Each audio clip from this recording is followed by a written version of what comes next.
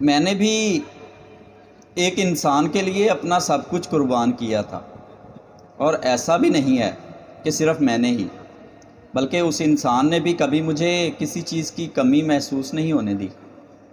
اس نے مجھے وقت دیا، پیار دیا، لیکن شاید اس وقت وہ ناسمجھ تھا۔ پھر وقت کے ساتھ ساتھ وہ سمجھدار ہوتا گیا۔ اس نے دنیا کے رنگ دیکھنے شروع کر دیے۔ پھر اسے میرے ساتھ گھٹن محسوس ہونے لگی۔ اسے ہر شخص وفادار نظر آنے لگا۔ اس نے دیکھا کہ یہ چاہت، یہ پیار تو اسے ہر کہیں سے مل سکتا ہے۔